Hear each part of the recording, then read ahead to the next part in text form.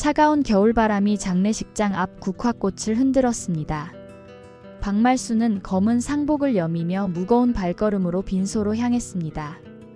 영정사진 속 친구 정미자가 환하게 웃고 있었습니다.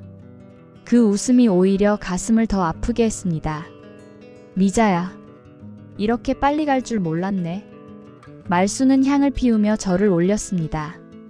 빈소에 모인 친구들의 얼굴엔 모두 그림자가 드리워져 있었습니다. 70을 넘긴 나이, 이제는 만나는 것보다 떠나보내는 일이 더 많아진 세월이었습니다. 말수나, 미자가 마지막에 그러더라고. 옆자리에 앉은 영숙이 눈물을 훔치며 말했습니다. 평생 하고 싶은 거 하나도 못 해보고 간다고. 애들 키우고 남편 뒷바라지 하다가 이제 좀 살만하니까 몸이 이 모양이라고. 그 말이 말순의 가슴을 후벼 팠습니다. 미자만의 이야기가 아니었습니다. 바로 자신의 이야기이기도 했으니까요. 집으로 돌아오는 길, 말수는 버스 창밖을 멍하니 바라보았습니다. 거리에 젊은이들이 활기차게 걸어가는 모습이 보였습니다. 그들에겐 아직 많은 시간이 있었습니다. 하지만 자신에겐 말수는 주름진 손을 내려다보았습니다. 이 손으로 평생 무엇을 했던가요? 밥을 짓고 빨래를 하고 아이들을 키우고 그것뿐이었습니다. 집에 돌아온 말수는 낡은 앨범을 꺼냈습니다. 젊은 시절의 사진들이 빛바랜 채 남아있었습니다. 20살의 말수는 꿈이 많았습니다. 시인이 되고 싶었고 세계 여행을 하고 싶었으며 하늘을 날고 싶었습니다.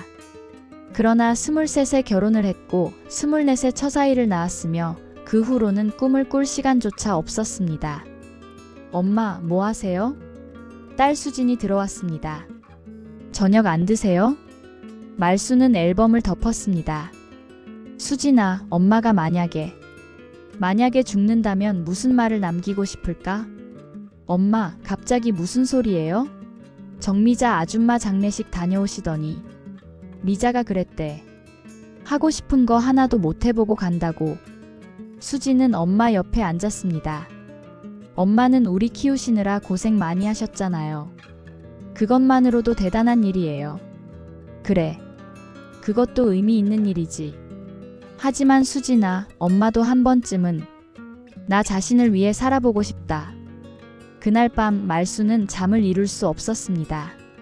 미자의 마지막 말이 계속 귓가에 맴돌았습니다. 새벽녘 말수는 서랍에서 먼지 쌓인 일기장을 꺼냈습니다. 마지막으로 쓴 날짜가 30년 전이었습니다. 그때까지만 해도 꿈을 포기하지 않았던 시절이었습니다. 다음 날 아침 말수는 친구들을 만났습니다. 노인정에 모인 친구들은 여전히 미자 이야기를 하고 있었습니다. 우리도 얼마 남지 않았어. 영호가 한숨을 쉬었습니다. 70 넘으면 하루하루가 선물이라잖아. 그러니까 더 아깝지. 말순이 입을 열었습니다. 남은 시간을 그냥 기다리기만 하면서 보낼 건가? 친구들이 말순을 바라보았습니다.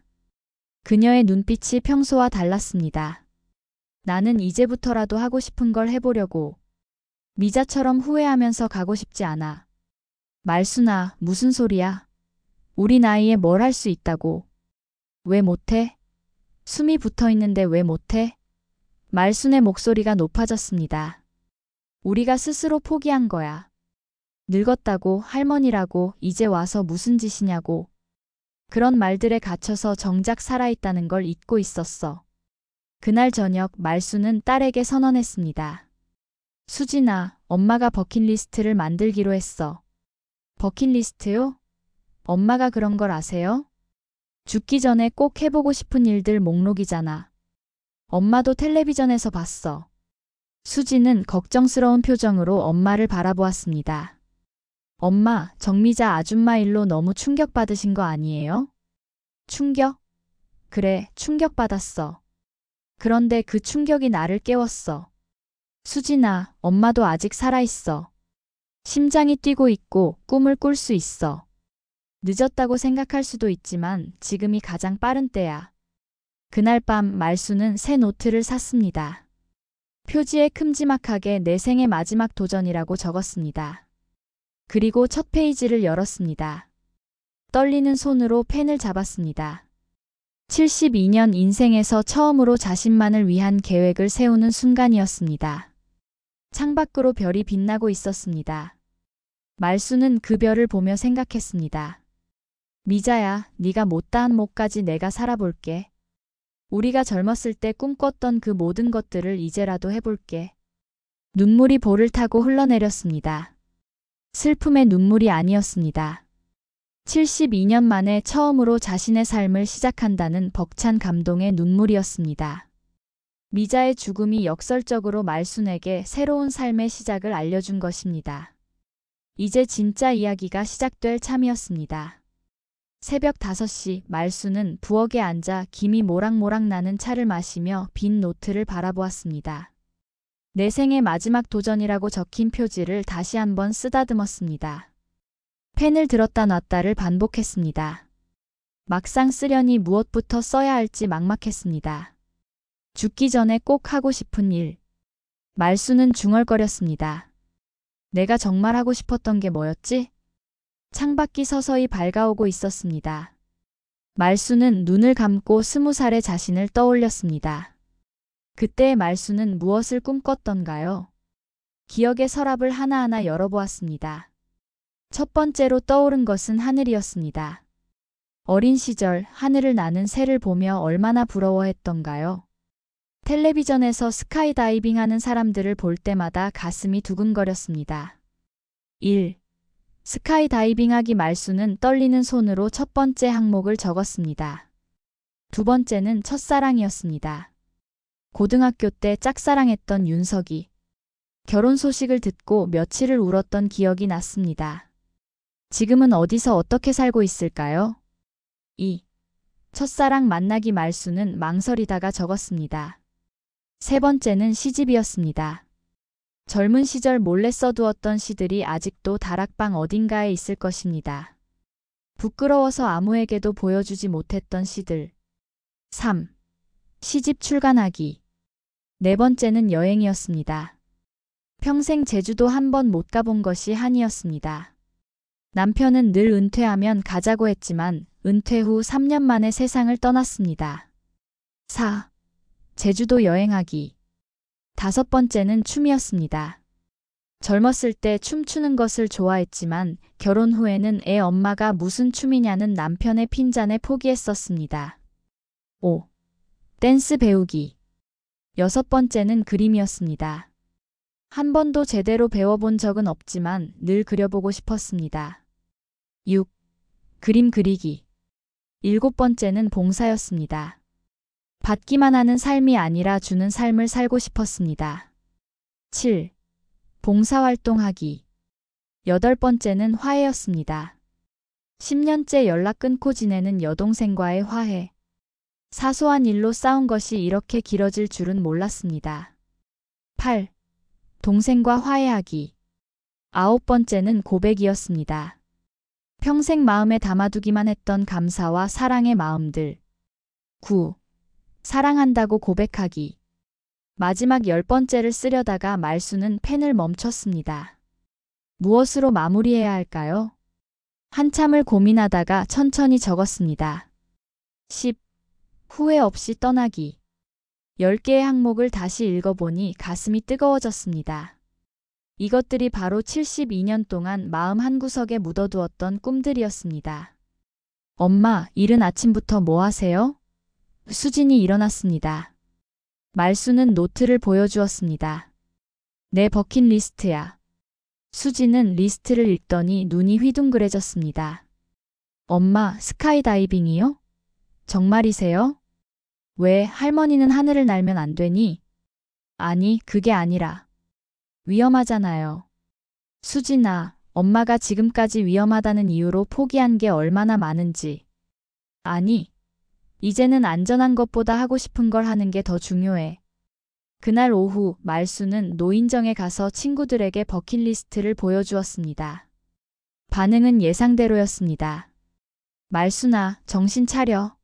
스카이다이빙은 또 뭐야? 첫사랑을 찾아간다고? 50년도 넘은 일을? 우리 나이에 무슨 시집 출간이야. 창피하지도 않아? 하지만 영호만은 달랐습니다. 말순아, 멋지다. 나도 사실 하고 싶은 게 있어. 오토바이 타는 거. 영호야, 너도 미쳤구나. 다른 친구들이 손사래를 쳤습니다. 미쳤으면 어때? 제정신으로 살다가 죽는 것보다 미쳐서라도 살아보는 게 낫지 않아? 영호가 말순을 바라보며 웃었습니다. 말순아, 내가 도와줄게. 혼자는 힘들 거야. 그날 저녁 말순은 인터넷을 검색했습니다. 스카이다이빙 업체를 찾는 것은 생각보다 어렵지 않았습니다. 나이 제한도 없었습니다. 건강검진만 통과하면 가능하다고 했습니다. 엄마, 제발 다시 생각해보세요. 수진이 애원했습니다. 다른 건 다 해도 되는데 스카이다이빙은 너무 위험해요. 수진아, 엄마가 얼마나 남았는지 아니? 5년? 10년? 그 시간을 안전하게만 보내다가 미자처럼 후회하면서 가고 싶지 않아. 그래도 엄마를 믿어줘. 72년을 살면서 한 번도 나를 위해 모험해 본 적이 없어. 이제는 해보고 싶어. 며칠 후 말순은 병원에 갔습니다. 건강검진을 받기 위해서였습니다. 의사는 의외로 긍정적이었습니다. 혈압도 정상이고 심장도 건강하시네요. 스카이다이빙이요? 충분히 가능하십니다. 오히려 이런 도전 정신이 건강에 도움이 될 수 있어요. 병원을 나오는 말순의 발걸음은 가벼웠습니다. 마치 합격 통지서를 받은 수험생 같았습니다. 집으로 돌아오는 길 말순은 문구점에 들렀습니다. 예쁜 스티커들을 샀습니다. 버킷리스트를 완수할 때마다 붙일 생각이었습니다.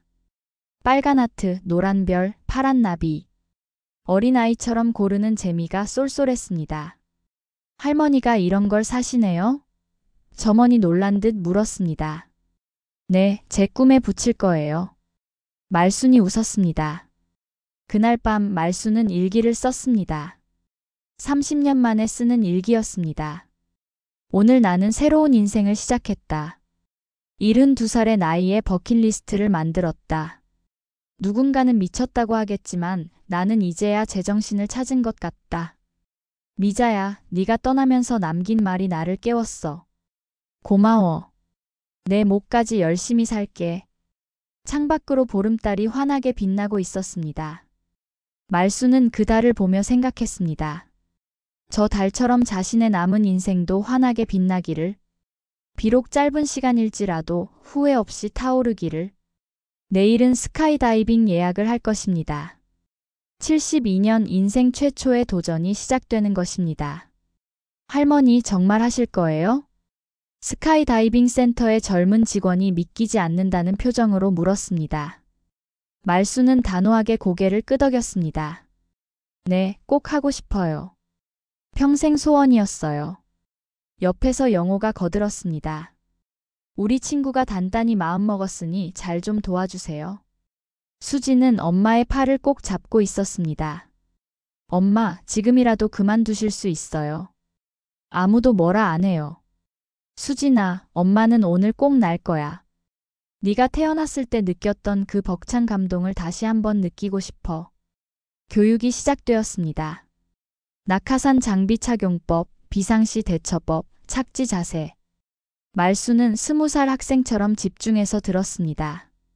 옆자리에 20대 청년이 신기한 듯 계속 쳐다보았습니다. 할머니 대단하세요. 저는 사실 무서워서 계속 망설였거든요. 나도 무서워요. 말순이 솔직하게 말했습니다. 하지만 무서움보다 후회가 더 무서워서 하는 거예요. 장비를 착용하는 시간이 왔습니다. 무거운 낙하산 가방을 짊어지니 몸이 휘청거렸습니다. 하지만 말순은 꿋꿋하게 버텼습니다. 거울에 비친 자신의 모습이 낯설면서도 멋있어 보였습니다. 와, 엄마 멋있어요. 수진이 눈물을 글썽이며 사진을 찍었습니다. 비행기에 오르는 계단 앞에서 말순은 잠시 멈췄습니다. 다리가 떨렸습니다. 72년 인생에서 비행기를 타본 것도 처음이었습니다. 그런데 그 비행기에서 뛰어내린다니. 할머니, 제가 함께 뛰어드릴 거예요. 걱정 마세요. 텐덤 강사가 다정하게 말했습니다. 비행기가 이륙했습니다. 창밖으로 땅이 점점 멀어졌습니다. 집들이 성냥갑처럼 작아지고 사람들은 개미처럼 보였습니다. 말순의 심장이 빠르게 뛰었습니다. 무서움인지 설렘인지 구분이 안 됐습니다. 3,800m입니다.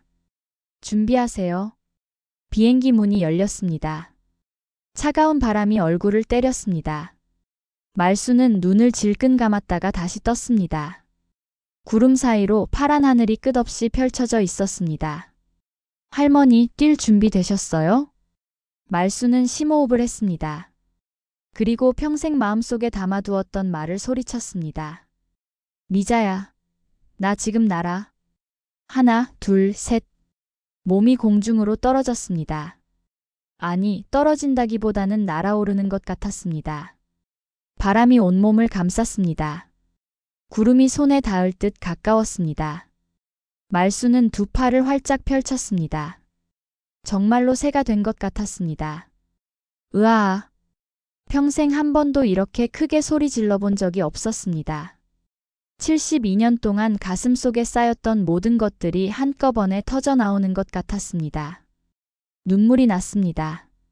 바람에 날아가는 눈물이었지만 평생 흘린 눈물 중 가장 시원한 눈물이었습니다. 낙하산이 펴졌습니다. 급격했던 낙하가 부드러운 활공으로 바뀌었습니다. 말순은 아래를 내려다보았습니다. 세상이 이렇게 아름다운 줄 처음 알았습니다. 논밭이 퀼트처럼 이어져 있고 강물이 리본처럼 흘렀습니다. 할머니, 기분이 어떠세요? 살아있어요. 말순이 외쳤습니다. 나 정말 살아있어요. 착지가 가까워졌습니다. 땅이 빠르게 다가왔습니다. 말순은 배운 대로 다리를 들어 올렸습니다. 그리고 부드럽게 땅에 닿았습니다. 엄마. 수진이 달려왔습니다. 엄마, 괜찮아요? 말순은 딸을 꼭 안았습니다. 수진아, 엄마가 하늘을 날았어. 정말로 날았어. 영호가 박수를 치며 다가왔습니다.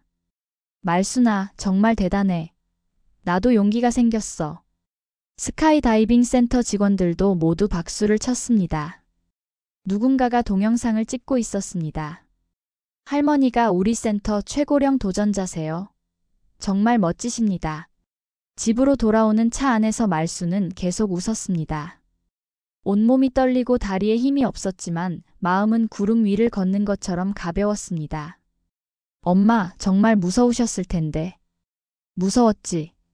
하지만 수진아, 엄마가 오늘 깨달은 게 있어. 무서움을 피하면 아무것도 할 수 없어. 무서움을 안고 가야 해. 그래야 진짜 살아있는 거야. 그날 밤 말순은 버킷리스트 첫 번째 항목에 빨간 하트 스티커를 붙였습니다. 그리고 일기를 썼습니다. 오늘 나는 새가 되었다. 72년 만에 처음으로 자유를 맛보았다. 하늘에서 본 세상은 정말 아름다웠다. 그런데 더 아름다운 건 도전할 수 있는 용기를 가진 나 자신이었다. 미자야, 봤니? 내 친구가 하늘을 날았어. 다음 날 동네에는 금세 소문이 퍼졌습니다. 72세 할머니가 스카이다이빙을 했다는 소식에 모두들 놀랐습니다. 말순이가 정말 미쳤구나. 아니야, 오히려 제정신을 찾은 거야. 노인정에서는 말순이 영웅이 되었습니다. 특히 여자 어르신들이 많은 관심을 보였습니다. 말순아, 정말 하늘을 날았어? 무서웠지? 다시 하고 싶어? 말순은 하나하나 대답했습니다. 그리고 말했습니다. 여러분도 할 수 있어요. 나이는 숫자에 불과해요. 마음만 먹으면 우리도 아직 할 수 있는 게 많아요. 며칠 후 놀라운 일이 일어났습니다. 노인정의 김할머니가 수영을 배우기 시작했고 박 할아버지는 색소폰을 샀습니다. 말순의 도전이 다른 이들에게도 용기를 준 것입니다. 말순아, 내 덕분이야. 나도 이제 시작해보려고. 말순은 뿌듯했습니다. 자신의 작은 도전이 큰 파장을 일으키고 있었습니다. 하늘을 난 것은 단순히 스카이다이빙이 아니었습니다. 72년 동안 자신을 가두었던 틀을 깨고 나온 것이었습니다. 이제 두 번째 도전이 기다리고 있었습니다. 말수는 오래된 졸업앨범을 꺼냈습니다. 빛바랜 흑백 사진 속에서 18살의 자신을 찾았습니다. 그리고 그 옆자리에 있는 한 소년, 윤석이었습니다. 반백년이 지났지만 그때의 설렘은 아직도 선명했습니다. 엄마, 뭘 그렇게 보세요? 수진이 물었습니다. 옛날 사진이야. 말수는 앨범을 덮었습니다. 첫사랑을 찾는다는 것. 그것은 스카이다이빙보다 더 무서운 도전이었습니다. 하늘에서 떨어지는 것은 몇 분이면 끝나지만 마음의 상처는 평생 갈 수도 있으니까요. 영호가 도와주었습니다. 요즘은 인터넷으로 다 찾을 수 있어. 이름이랑 나이만 알면. 김윤석, 1953년생. 말순이 떨리는 목소리로 말했습니다. 며칠 후 영호가 소식을 가져왔습니다. 찾았어. 부산에 살고 있대. 작은 서점을 운영한다고 하네. 말순의 가슴이 쿵쾅거렸습니다. 살아있었습니다. 그것만으로도 감사했습니다. 가볼 거야? 영호가 물었습니다. 모르겠어. 50년도 넘은 일인데. 말순아, 버킷리스트에 적었잖아. 이미 마음은 정한 거 아니야? 그날 밤 말순은 밤새 뒤척였습니다. 18살의 기억이 파도처럼 밀려왔습니다. 도서관에서 몰래 쪽지를 주고받던 일, 운동회 때 같이 먹었던 김밥, 졸업식 날 나중에 꼭 다시 만나자던 약속. 다음 날 말순은 부산행 기차표를 샀습니다. 수진에게는 친구를 만나러 간다고만 했습니다. 굳이 걱정시키고 싶지 않았습니다. 기차 안에서 말순은 거울을 보았습니다. 주름진 얼굴, 하얀 머리. 18살의 말순은 어디로 간 것일까요? 윤석도 마찬가지겠지요. 서로 알아볼 수 있을까요? 부산역에 도착했습니다. 서점 주소를 든 채 택시를 탔습니다. 가슴이 너무 뛰어서 숨이 막힐 것 같았습니다. 달맞이 서점. 작은 간판이 보였습니다. 말수는 한참을 서점 앞에 서 있었습니다. 들어갈 용기가 나지 않았습니다. 그때 문이 열리고 한 노인이 나왔습니다. 어서 오세요. 뭘 찾으시는지. 말순과 눈이 마주쳤습니다. 두 사람은 한참을 말없이 바라보았습니다. 세월이 많은 것을 바꿔놓았지만 눈빛만은 그대로였습니다. 말순이? 윤석아. 윤석이 먼저 웃었습니다. 정말 말순이 맞구나. 어떻게 날 찾았어? 그냥 보고 싶어서. 두 사람은 서점 안으로 들어갔습니다. 책 냄새가 가득한 공간이었습니다. 윤석은 차를 내왔습니다. 결혼했지? 윤석이 물었습니다. 응. 너도? 나도. 근데 10년 전에 아내가 먼저 갔어. 침묵이 흘렀습니다. 50년의 세월이 그 침묵 속에 담겨 있었습니다. 말순아, 사실 나도 가끔 내 생각을 했어. 윤석이 먼저 입을 열었습니다. 첫사랑은 잊히지 않는다더니 정말이더라. 말순의 눈가가 붉어졌습니다. 나도야. 그래서 죽기 전에 꼭 한번 보고 싶었어. 죽기 전이라니 무슨 소리야? 말순은 버킷리스트 이야기를 했습니다. 미자의 죽음, 스카이다이빙, 그리고 남은 도전들에 대해. 윤석은 감탄했습니다. 대단해. 나는 그런 용기도 없이 그냥 하루하루 보내고 있는데. 늦지 않았어. 너도 시작하면 돼. 윤석이 책장에서 낡은 노트를 꺼냈습니다. 이거 봐. 네가 졸업 때 준 시집이야. 아직도 갖고 있어. 말수는 놀랐습니다. 자신도 잊고 있었던 시집을 그가 50년 동안 간직하고 있었다니. 왜 갖고 있었어? 버릴 수가 없었어. 이건 내 첫사랑의 흔적이니까. 윤석은 시집을 펼쳤습니다. 특히 이 시를 좋아했어. 봄날의 약속이라는 시. 말순이 쓴 시를 윤석이 읽기 시작했습니다. 18살의 말순이 쓴 풋풋한 사랑의 시였습니다. 듣다가 말순은 눈물을 흘렸습니다. 울지 마. 우리 이렇게라도 다시 만났잖아. 윤석아, 그때 나도 너를 좋아했어. 윤석이 놀란 눈으로 말순을 바라보았습니다. 정말? 응. 너무 좋아했어. 근데 여자가 먼저 고백하면 안 된다고 해서. 두 사람은 웃었습니다. 슬프면서도 아름다운 웃음이었습니다. 우리 그때 서로 고백했다면 어떻게 됐을까? 윤석이 물었습니다. 모르지. 하지만 그랬다면 지금 이 순간은 없었겠지. 해가 지고 있었습니다. 말순은 일어났습니다. 가야 해. 막차를 타야 해서. 또 올 거지? 말순은 고개를 끄덕였습니다. 응. 이제는 친구로 가끔 만나자. 역까지 윤석이 배웅했습니다. 기차에 오르기 전 윤석이 말했습니다. 말순아, 고마워. 찾아와줘서. 그리고 늦었지만 그때도 지금도 네가 참 좋아. 말순은 눈물을 참으며 기차에 올랐습니다. 창밖으로 손을 흔드는 윤석이 점점 작아졌습니다. 기차 안에서 말순은 생각했습니다. 첫사랑은 이루어지지 않아서 아름다운 것일지도 모른다고. 50년 동안 가슴속에 간직했던 그 설렘과 아픔이 자신을 지탱해준 힘 중 하나였다고. 집에 돌아온 말순은 버킷리스트 두 번째 항목에 노란 별 스티커를 붙였습니다. 그리고 일기를 썼습니다. 오늘 나는 18살의 나를 만났다. 주름진 얼굴 속에서도 그때의 설렘은 여전했다.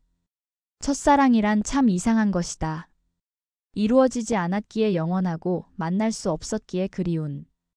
윤서가 고마워. 50년 동안 내 시집을 간직해줘서.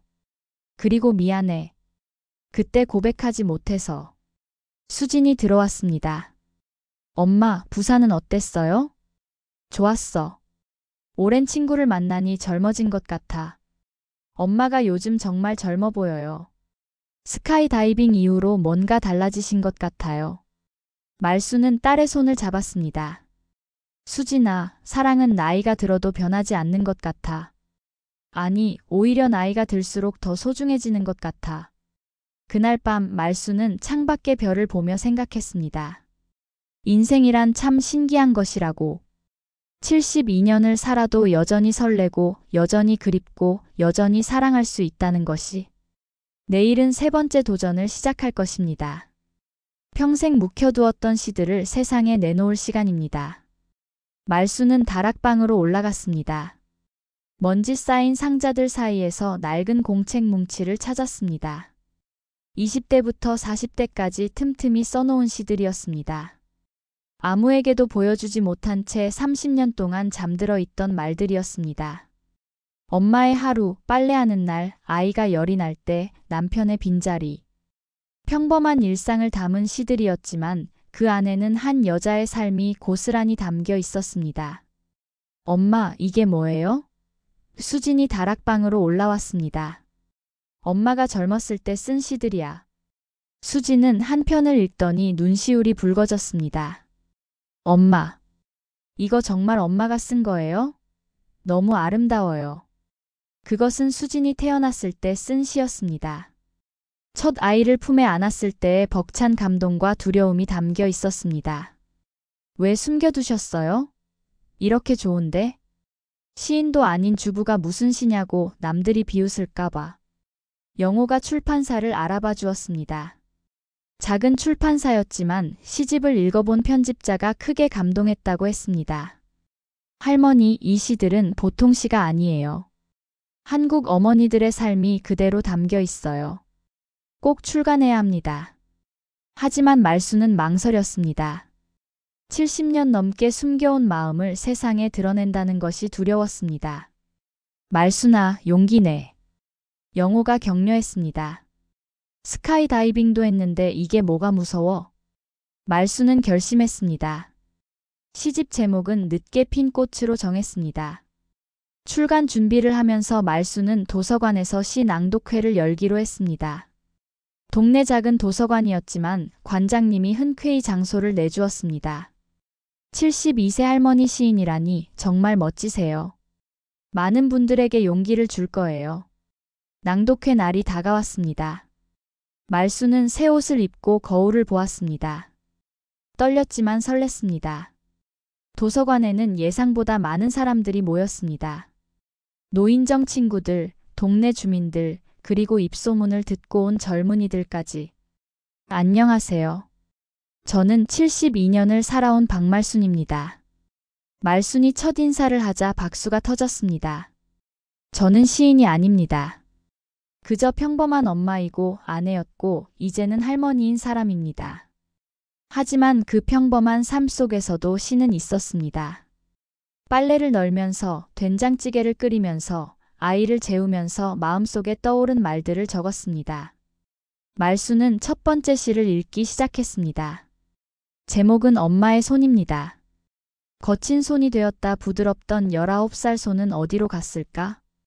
갈라진 손톱 사이로 세월이 박혀있다 그래도 이 손으로 사랑하는 사람들을 먹였다. 못생긴 손이지만 아이의 열을 재던 손, 남편의 어깨를 주무르던 손, 이제는 주름진 내 얼굴을 쓰다듬는 손. 읽는 동안 여기저기서 훌쩍이는 소리가 들렸습니다. 특히 나이 든 여성들이 손수건으로 눈물을 닦았습니다. 두 번째 시는 빈자리였습니다. 남편을 먼저 보낸 후에 마음을 담은 시였습니다. 아침마다 놓는 2개의 숟가락 이제는 하나면 되는데 버릇은 참 무서운 것. 빈 의자가 말을 건다. 오늘은 뭐 먹었어? 대답할 사람이 없는데도 혼자 중얼거린다. 된장찌개 끓였어요. 그리움은 이렇게 일상 속에 스며있다. 특별한 날이 아니어도 매일매일 그립다. 이번에는 남자 어르신들도 눈시울이 붉어졌습니다. 아내를 먼저 보낸 한 할아버지는 조용히 일어나 밖으로 나갔습니다. 말수는 계속해서 시를 읽었습니다. 첫 아이, 시장 가는 날, 김장하는 날, 졸업식. 평범한 제목들이었지만 그 안에는 한국 어머니들의 보편적인 삶이 담겨 있었습니다. 마지막 시는 최근에 쓴 것이었습니다. 제목은 늦게 핀 꽃입니다. 70이 넘어 피는 꽃이 있다. 늦어서 미안하다고 고개 숙일 필요 없다. 봄꽃만 꽃이 아니다. 가을 국화도 꽃이고 겨울 동백도 꽃이다. 이제야 피었지만 그래서 더 소중하다. 설이 맞고 피는 꽃이 더 향기롭듯이. 아직 피지 못한 꽃들아 기다려라. 너의 계절이 올 것이다. 늦어도 괜찮다. 피기만 하면 되는 것이다. 낭독이 끝나자 우레와 같은 박수가 터졌습니다. 많은 사람들이 일어서서 박수를 쳤습니다. 한 젊은 여성이 손을 들었습니다. 할머니, 저는 30대 워킹맘인데요. 할머니 시를 들으면서 우리 엄마 생각이 났어요. 그리고 제 미래도 보였어요. 정말 감동적이었어요. 또 다른 할머니가 일어났습니다. 나도 평생 쓰고 싶은 말들이 많았는데 용기가 없었어요. 오늘 용기를 얻었어요. 고마워요. 영호가 눈물을 훔치며 말했습니다.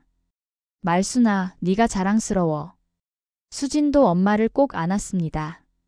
엄마, 정말 멋있어요. 이제야 진짜 엄마를 알게 된 것 같아요. 낭독회가 끝난 후 많은 사람들이 말순에게 다가와 감사 인사를 했습니다. 어떤 이는 사인을 부탁했고 어떤 이는 함께 사진을 찍자고 했습니다.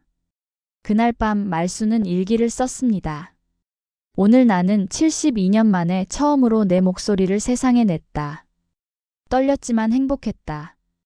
내 시가 누군가의 마음을 울릴 수 있다는 것이 믿기지 않는다. 평생 남편과 자식들의 목소리 뒤에 숨어 있었는데 이제야 내 목소리를 찾은 것 같다. 늦었지만 아니 늦었기에 더 값진 하루였다. 며칠 후 놀라운 소식이 왔습니다. 한 신문사에서 말순의 이야기를 기사로 싣고 싶다고 했습니다. 72세 할머니 시인의 도전이라는 제목으로. 엄마, 유명해지시는 거예요. 수진이 기뻐했습니다. 유명해지는 게 중요한 게 아니야. 말순이 웃었습니다. 내가 살아있다는 걸 확인하는 게 중요한 거지. 시집 늦게 핀 꽃은 조용히 출간되었지만 입소문을 타고 점점 더 많은 사람들에게 알려졌습니다. 특히 중년 여성들과 노년층에게 큰 반향을 일으켰습니다. 어느 날 한 통의 편지가 왔습니다. 말순 할머니께. 저는 65세 주부입니다. 할머니의 시집을 읽고 며칠을 울었습니다. 제 삶이 그대로 담겨 있었거든요. 그리고 용기를 얻었습니다. 저도 이제부터 제 꿈을 찾아보려고요. 감사합니다. 말수는 편지를 가슴에 품었습니다. 자신의 작은 용기가 다른 이의 용기가 되었다는 것이 너무나 벅찼습니다. 버킷리스트 세 번째 항목에 파란 나비 스티커를 붙이며 말수는 생각했습니다. 꽃은 언제 피어도 아름답다고. 중요한 것은 피어나는 것 자체라고. 이제 네 번째 도전이 기다리고 있었습니다. 제주도 여행을 준비하던 말수는 뜻밖의 반대에 부딪혔습니다. 스카이다이빙과 시집 출간까지는 묵인하던 가족들이 이번에는 강하게 반대하고 나선 것입니다. 엄마, 제주도를 혼자 가신다고요? 수진의 목소리가 날카로웠습니다. 그것도 일주일씩이나. 왜 안 되니? 나도 여행 좀 다녀올 수 있지. 엄마 연세가 있으신데. 혹시 무슨 일이라도 생기면 어떡해요? 아들 민수도 가세했습니다. 어머니, 저희가 걱정하는 거 아시잖아요. 굳이 혼자 가실 필요 있어요? 다음에 저희랑 같이 가시죠. 다음이 언제인데? 너희들 바쁘다고 맨날 미루기만 하잖아. 며느리까지 나섰습니다. 어머님, 요즘 너무 무리하시는 것 같아요. 스카이다이빙에 시 낭독회에. 이제 좀 쉬셔야 하는 거 아닐까요? 말수는 답답했습니다. 가족들의 걱정을 모르는 것은 아니었지만 그 걱정이 자신을 올가매는 족쇄처럼 느껴졌습니다. 너희들은 내가 그냥 집에만 있기를 바라는 거니? 텔레비전이나 보면서 조용히 늙어가기를? 그런 게 아니라. 수진이 말꼬리를 흐렸습니다. 그럼 뭐야? 내가 뭘 하든 위험하다, 무리한다, 나이가 있는데. 그런 말만 하잖아. 저녁 식탁은 무거운 침묵으로 가득했습니다. 손자 지호만이 천진하게 물었습니다. 할머니, 제주도에 뭐 보러 가세요? 한라산도 보고, 바다도 보고, 도라르방도 보러 가지. 와, 저도 가고 싶어요. 그래, 다음에 같이 가자. 수진이 아이를 제지했습니다. 지호야, 할머니는 안 가실 거야. 말순이 숟가락을 내려놓았습니다. 누가 정했어? 내가 가겠다는데? 엄마. 그날 밤 수진이 말순의 방으로 찾아왔습니다. 눈이 퉁퉁 부어 있었습니다. 엄마, 제발 평범하게만 사세요. 평범하게? 네. 그냥 다른 할머니들처럼. 집에서 손자 봐주고, 텃밭 가꾸고, 노인정에서 친구들이랑 수다 떨고. 그게 뭐가 나빠요? 말수는 딸의 손을 잡았습니다. 수진아, 엄마가 평생 어떻게 살았는지 알아? 효도하며 사셨죠. 저희 키우시고. 아니야. 난 평생 평범하게만 살았어. 너희들 말대로, 남들 말대로 그게 옳다고 믿으면서. 그런데 미자가 죽고 나서 깨달았어. 평범하게 살다가 평범하게 죽는 게 과연 사는 건가 싶어서. 그래도 엄마 나이가. 나이? 그래, 72살이야. 그런데 수진아, 나한테 남은 시간이 얼마나 될까? 5년? 10년? 그 시간마저도 너희들 눈치 보면서 살아야 해? 수진은 대답하지 못했습니다. 며칠 후 말수는 조용히 제주도행 비행기표를 예매했습니다. 그리고 작은 캐리어를 꺼내 짐을 쌌습니다. 옷 몇 벌, 상비약, 그리고 일기장. 출발 전날 영호가 찾아왔습니다. 가족들이 많이 걱정한다며? 그래. 하지만 갈 거야. 잘 생각했어. 나도 사실 부러워. 나도 가고 싶은데 용기가 안 나. 같이 갈래? 영호가 웃었습니다. 아니야. 이건 내 여행이야. 혼자 가야 의미가 있지. 출발 당일 아침 말수는 메모를 남기고 조용히 집을 나섰습니다. 사랑하는 가족들에게. 엄마는 제주도에 다녀올게. 걱정하지 마. 72년을 살아온 사람이야. 내 삶을 책임질 수 있어. 일주일 후에 건강하게 돌아올게. 사랑한다.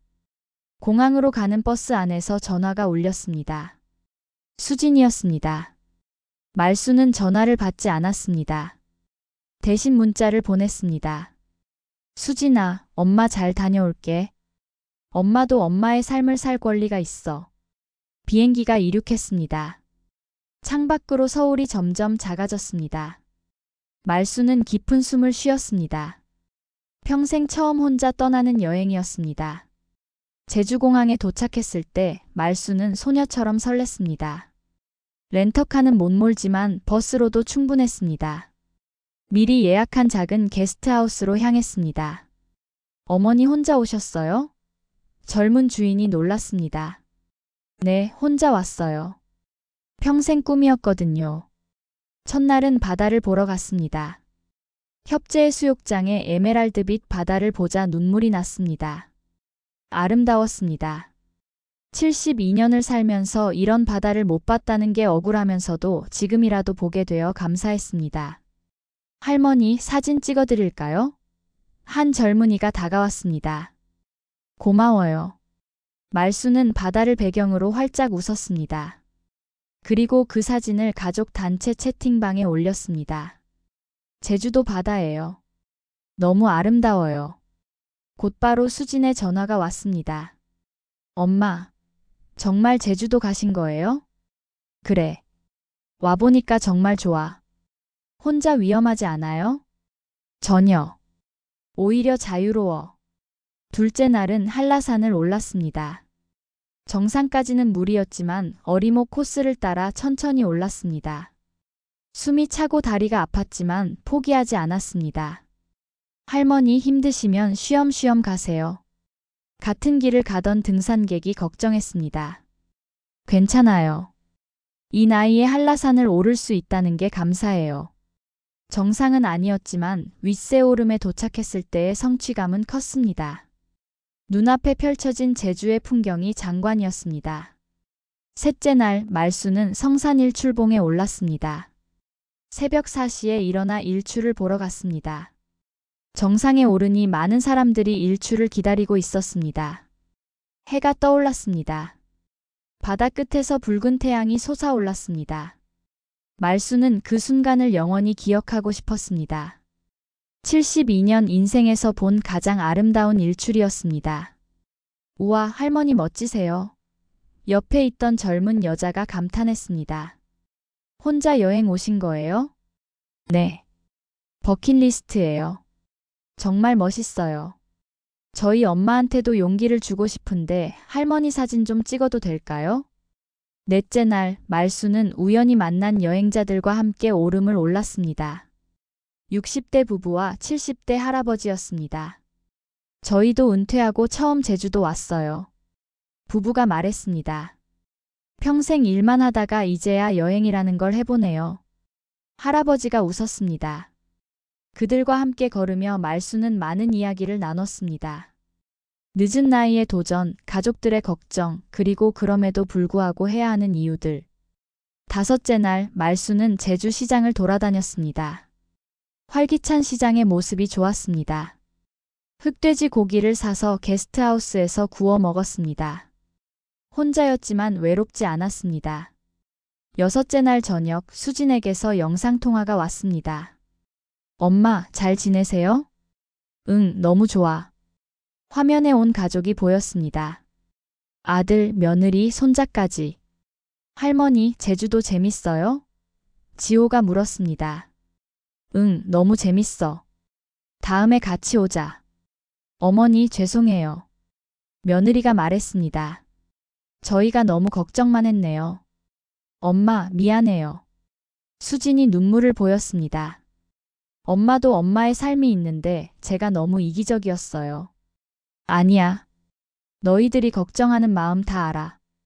하지만 엄마도 아직 살아있고 하고 싶은 게 있어. 알아요. 이제 응원할게요. 마지막 날 말수는 해변에 앉아 일기를 썼습니다. 제주도의 일주일이 꿈 같다. 혼자 여행하며 나는 진정한 나를 만났다. 가족들의 걱정도 사회의 시선도 없는 곳에서 나는 그저 박말순이었다. 72살의 박말순이 아니라 그냥 말순이었다. 이 자유로움을 잊지 않을 것이다. 서울로 돌아오는 비행기 안에서 말수는 결심했습니다. 앞으로도 계속 도전할 것이라고. 가족들의 걱정은 사랑이지만 그 사랑이 족쇄가 되어서는 안 된다고. 공항에 수진이 마중 나와 있었습니다. 엄마. 수진아. 모녀는 꼭 껴안았습니다. 엄마, 앞으로는 반대하지 않을게요. 엄마가 하고 싶은 거 다 하세요. 고마워. 하지만 너희들 걱정도 이해해. 집으로 돌아오니 가족들이 모두 모여 있었습니다. 테이블에는 엄마의 제주도 여행을 축하합니다 라는 현수막이 걸려 있었습니다. 어머니, 다음 버킷리스트는 뭐예요? 며느리가 물었습니다. 댄스 배우기야. 와, 멋져요. 저도 같이 배우고 싶어요. 그날 밤 말수는 버킷리스트 네 번째 항목에 스티커를 붙였습니다. 그리고 생각했습니다. 가족의 사랑과 개인의 자유는 함께 갈 수 있다고. 중요한 것은 서로를 이해하고 인정하는 것이라고. 가을이 깊어가던 어느 날 말수는 갑작스러운 어지럼증을 느꼈습니다. 댄스 학원에서 차차차를 배우던 중이었습니다. 할머니 괜찮으세요? 강사가 급히 다가왔습니다. 괜찮아요. 잠깐 어지러웠을 뿐이에요. 하지만 어지럼증은 계속되었습니다. 수진의 강권으로 병원에 갔습니다. 검사 결과를 기다리는 일주일은 길었습니다. 어머니, 큰 문제는 없으신데 많이 피로하신 것 같습니다. 연세도 있으시고 최근에 활동을 많이 하셨다고요? 좀 쉬셔야 합니다. 의사의 말에 안도했지만 말수는 자신의 몸이 예전 같지 않다는 것을 느꼈습니다. 버킷리스트를 시작한 지 6개월, 그동안 정말 많은 일들을 했습니다.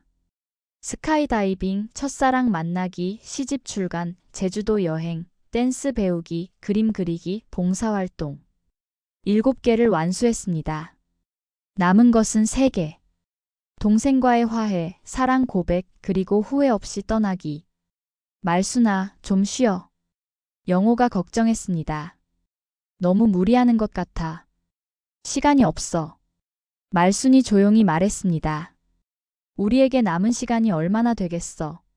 말수는 10년째 연락이 끊긴 여동생 말자에게 편지를 썼습니다. 말자야, 언니야. 오랜만이다. 어떻게 지내니? 나는 요즘 버킷리스트라는 걸 하고 있어. 죽기 전에 꼭 하고 싶은 일들 말이야. 그 중에 하나가 너와 화해하는 거야. 그때 엄마 유산 문제로 싸운 게 이렇게 오래 갈 줄 몰랐네. 미안해. 내가 언니라고 내 마음을 헤아리지 못했어. 보고 싶다. 며칠 후 말자에게서 전화가 왔습니다. 언니. 말자의 목소리는 울먹였습니다. 나도 미안해. 나도 언니 보고 싶었어. 자매는 서울역에서 만났습니다. 10년 만에 재회였습니다. 서로를 보자마자 눈물이 터졌습니다. 언니 많이 늙었네. 너도 할머니가 됐구나. 카페에 앉아 그동안의 이야기를 나눴습니다. 말자도 남편을 먼저 보냈고 혼자 살고 있었습니다. 언니, 사실 나도 몇 번 연락하려고 했어. 근데 너무 오래되어서 어떻게 시작해야 할지. 나도 그랬어. 미안해, 말자야. 내가 언니라고 먼저 손 내밀었어야 했는데. 아니야. 우리 이제 다시 시작하자. 얼마 남지 않은 시간 싸우면서 보내기엔 너무 아깝잖아. 8번째 스티커를 붙이며 말수는 마음이 한결 가벼워졌습니다. 이제 9번째, 사랑한다고 고백하기. 말수는 가족들을 불러 모았습니다. 수진, 민수, 며느리, 손자 지호까지. 갑자기 왜 다 부르셨어요? 민수가 물었습니다. 말수는 한 사람 한 사람을 바라보며 말했습니다. 수진아, 엄마가 너를 낳았을 때 세상을 다 가진 것 같았어. 네가 있어서 엄마는 힘든 시간을 견딜 수 있었어. 사랑한다. 수진이 울먹였습니다. 엄마, 저도 사랑해요. 민수야, 넌 항상 듬직했어. 말은 안 했지만 엄마는 네가 자랑스러웠어. 사랑한다. 어머니. 민수도 눈시울이 붉어졌습니다. 며느리, 우리 민수 잘 챙겨줘서 고마워. 넌 딸 같아. 사랑해. 며느리가 말순의 손을 잡았습니다. 저도 사랑해요, 어머님. 지호야, 할머니가 제일 사랑하는 우리 손자. 건강하게 자라렴. 할머니도 사랑해요. 그날 밤 말수는 영호에게도 전화했습니다. 영호야, 고마워. 내 버킷리스트를 도와줘서. 네가 없었으면 시작도 못했을 거야. 무슨 소리야. 너야말로 나한테 용기를 줬잖아. 말수는 미자의 묘지도 찾았습니다. 미자야, 내 덕분에 나는 새로운 삶을 살았어. 고마워. 9번째 스티커를 붙이고 이제 마지막 하나가 남았습니다. 후회 없이 떠나기.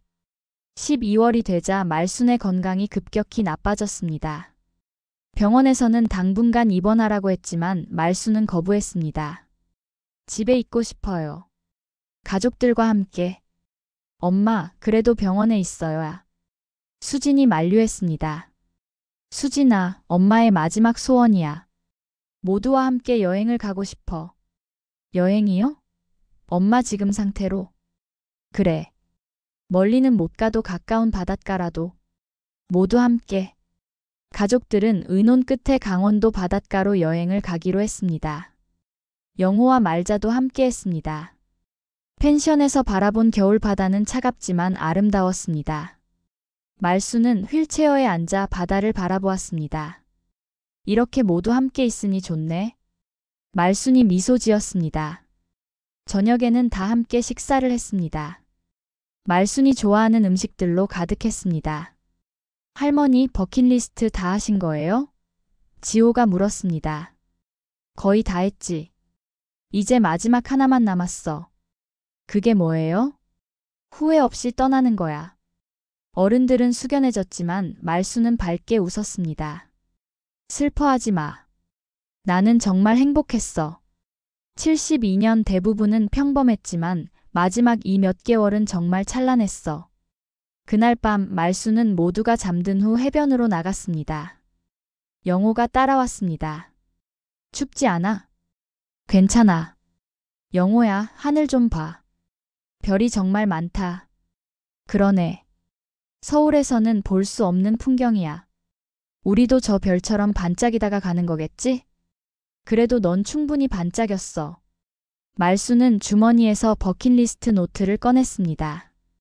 그리고 마지막 항목에 스티커를 붙였습니다. 다 했어. 말순이 만족스럽게 웃었습니다. 이제 후회 없어. 다음 날 아침 말수는 모두를 불러 모았습니다. 사진 한 장 찍자. 다 함께. 펜션 앞 바닷가에서 모두가 모여 사진을 찍었습니다. 말수는 정중앙에 앉아 환하게 웃었습니다. 그 사진은 말순이 가장 사랑하는 사진이 되었습니다. 서울로 돌아온 후 말순의 상태는 더 나빠졌습니다. 하지만 말순은 평온했습니다. 엄마, 괜찮아요? 수진이 물었습니다. 응. 나는 내가 하고 싶은 걸 다 했어. 이제야 내가 살아있었다는 걸 알았어. 크리스마스 이브 말수는 가족들에게 마지막 선물을 주었습니다. 각자에게 쓴 편지였습니다. 내가 없어도 이 편지를 가끔 읽어줘. 내 마음이 담겨 있어. 그리고 며칠 후 새해를 며칠 앞둔 어느 새벽 말수는 조용히 눈을 감았습니다. 마지막까지 미소를 띤 얼굴이었습니다. 장례식장은 많은 사람들로 가득했습니다. 노인정 친구들, 스카이다이빙 센터 직원들, 시 낭독회에 왔던 사람들, 제주도에서 만난 여행자들까지 모두가 말순을 기억하러 왔습니다. 영정사진은 스카이다이빙을 하며 활짝 웃는 말순의 모습이었습니다. 수진이 고른 사진이었습니다. 어머니가 가장 행복해하셨던 순간이에요. 수진이 조문객들에게 설명했습니다. 영호가 조사를 읽었습니다. 말수는 평범한 할머니였습니다.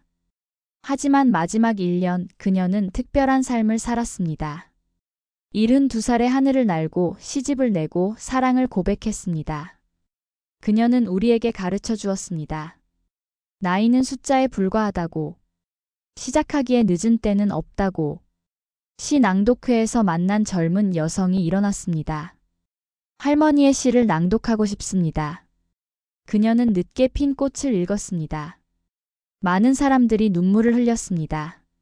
스카이다이빙 센터의 강사도 왔습니다. 할머니는 저희 센터의 전설이 되셨어요. 많은 분들이 할머니 이야기를 듣고 용기를 얻어 도전하십니다.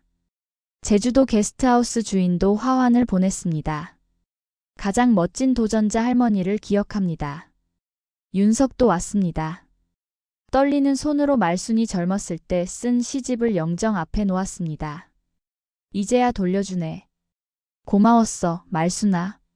말자는 언니 곁을 떠나지 않았습니다. 언니, 미안해. 더 일찍 화해했어야 했는데. 그래도 마지막에라도 함께해서 다행이야. 장례식 마지막 날 수진이 엄마의 일기장을 발견했습니다. 마지막 페이지에는 이렇게 적혀 있었습니다. 내 생의 마지막 도전을 끝내며 나는 72년을 살았다. 그중 71년은 다른 사람의 기대에 맞춰 살았고 마지막 1년은 나를 위해 살았다. 이 1년이 없었다면 나는 살았다고 할 수 없었을 것이다. 사랑하는 가족들아, 내가 떠나도 슬퍼하지 마라. 나는 충분히 살았다. 하늘을 날았고 사랑을 고백했고 꿈을 이뤘다. 누군가 내게 묻는다면 당신의 인생은 어땠냐고 나는 웃으며 대답할 것이다. 늦었지만 찬란했다고. 짧았지만 충만했다고. 버킷리스트를 하면서 깨달은 것이 있다. 죽음을 준비하는 것이 아니라 삶을 완성하는 것이라는 걸. 나는 내 삶을 완성했다. 앞으로 누군가 나를 기억한다면 도전을 두려워하지 않았던 할머니로 기억해 주길. 나이는 숫자일 뿐 꿈에는 유통기한이 없다는 걸 보여준 사람으로. 미자야, 약속대로 열심히 살았어. 이제 내 곁으로 갈게. 거기서 우리가 못다한 이야기 마저 하자. 모두들 사랑한다. 그리고 고맙다. 영원한 도전자 박말순. 한 달 후 말순의 시집 늦게 핀 꽃이 재출간되었습니다.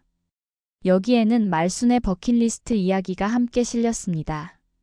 책은 베스트셀러가 되었고 많은 시니어들에게 용기를 주었습니다. 노인정에는 말순의 사진이 걸렸습니다. 그 아래에는 이런 문구가 적혀 있었습니다. 꿈꾸기에 늦은 나이는 없다.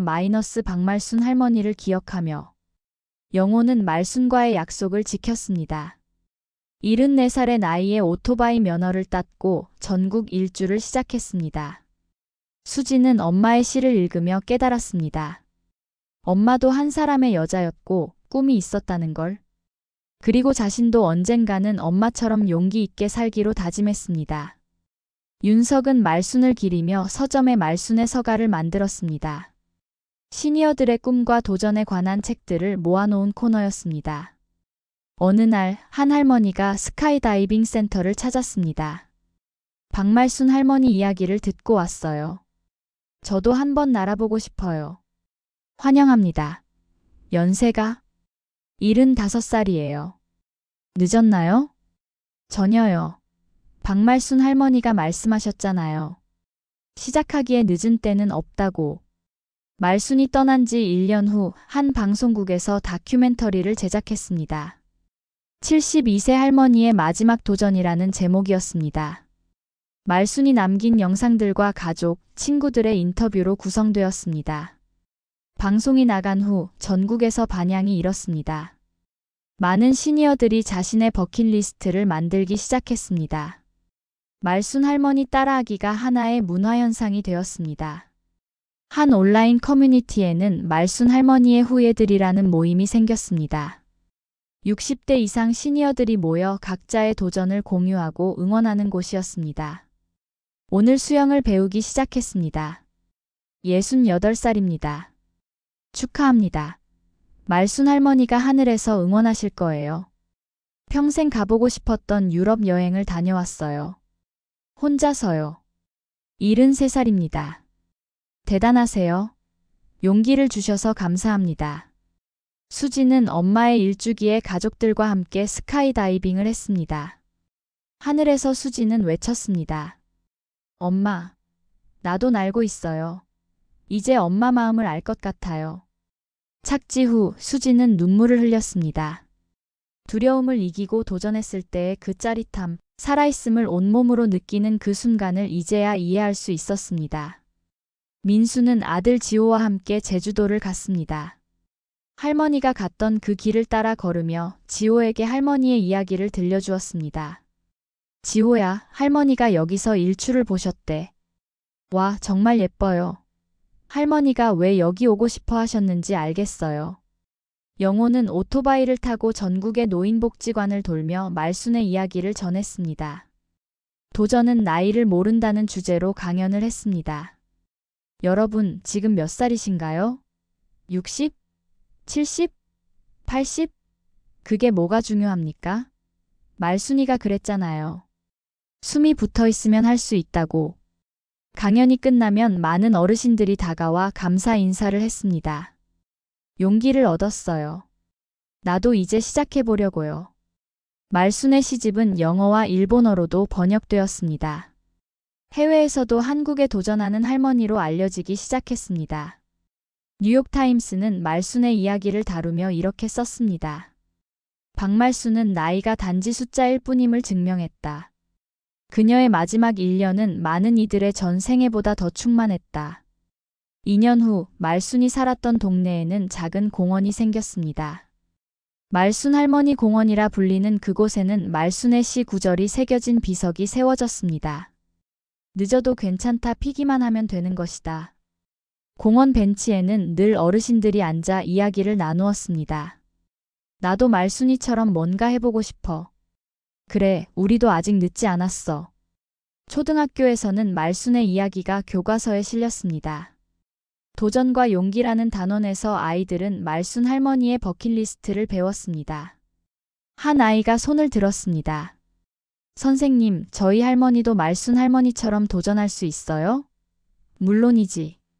누구나 할 수 있어. 마음만 먹으면. 5년 후 수지는 은퇴를 앞두고 자신의 버킷리스트를 만들었습니다. 첫 번째 항목은 엄마처럼 용기 있게 살기였습니다. 엄마, 이제 제 차례예요. 엄마가 가르쳐 주신 대로 살게요.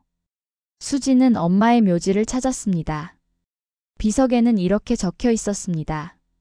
박말순 1953-2025 영원한 도전자, 늦게 피었지만 가장 향기로웠던 꽃. 묘지 주변에는 들꽃이 가득 피어 있었습니다. 바람이 불 때마다 꽃들이 일제히 고개를 끄덕였습니다. 마치 말순이 그래, 잘하고 있어라고 말하는 것 같았습니다. 10년 후 한국에는 시니어 버킷리스트 센터가 생겼습니다. 정부와 민간이 함께 만든 이 센터는 노년층의 꿈 실현을 돕는 곳이었습니다. 센터 입구에는 말순의 큰 사진과 함께 이런 문구가 걸려 있었습니다. 한 할머니의 용기가 만든 변화, 박말순 1953-2025 대한민국 시니어 도전 문화의 개척자. 센터장은 취임사에서 말했습니다. 박말순 할머니는 우리에게 가르쳐 주셨습니다. 노년은 끝이 아니라 새로운 시작이 될 수 있다는 것을. 이 센터는 그 정신을 이어가는 곳이 될 것입니다. 첫 해에만 10만 명이 넘는 시니어들이 센터를 방문했습니다. 그들은 각자의 버킷리스트를 만들고 도전을 시작했습니다. 80세에 피아노를 배우기 시작한 김할아버지, 75세에 마라톤을 완주한 이할머니, 82세에 자서전을 쓴 박할아버지. 그들 모두가 말했습니다. 말순 할머니 덕분이에요. 그분이 길을 열어주셨어요. 20년 후 한국은 세계에서 가장 활기찬 노년 문화를 가진 나라가 되었습니다. 많은 나라에서 한국의 시니어 르네상스를 연구하러 왔습니다. 한 외국 기자가 물었습니다. 한국 노인들이 이렇게 활기찬 비결이 뭔가요? 한국 노인회 회장이 답했습니다. 한 할머니가 있었습니다. 72살의 하늘을 날았던 박말순이라는 분이요. 그분이 우리에게 보여주셨습니다. 나이는 숫자일 뿐이라는 것을. 그리고 50년 후 한 소녀가 증조할머니에게 물었습니다. 증조할머니, 박말순이라는 할머니 아세요? 그럼 알지. 내가 젊었을 때 그분 때문에 인생이 바뀌었단다. 어떻게요? 그분을 보고 깨달았어. 살아있는 동안은 언제나 도전할 수 있다는 걸. 그래서 할머니도 70살에 대학에 갔고 80살에 세계 여행을 했단다. 와, 대단해요. 너도 기억하렴. 꿈꾸기에 늦은 나이는 없다는 걸. 그게 박말순 할머니가 우리에게 남긴 가장 큰 선물이야. 소녀는 고개를 끄덕였습니다. 그리고 마음속으로 다짐했습니다. 자신도 박말순 할머니처럼 증조 할머니처럼 끝까지 도전하며 살겠다고 창밖으로 노을이 지고 있었습니다. 붉은 하늘이 마치 말순이 스카이다이빙 하던 날의 하늘 같았습니다. 어디선가 바람이 불어왔습니다. 그 바람 속에서 말순의 목소리가 들리는 것 같았습니다. 기억해. 시작하기에 늦은 때는 없어. 중요한 것은 시작하는 거야. 그렇게 한 할머니의 작은 도전은 영원한 메아리가 되어 세대를 넘어 전해지고 있었습니다. 박말순, 그녀는 떠났지만 그녀의 정신은 영원히 살아있었습니다. 수많은 사람들의 가슴 속에서, 그들의 도전 속에서, 그들의 꿈 속에서. 내 생의 마지막 도전. 그것은 끝이 아니라 수많은 시작의 씨앗이 되었습니다.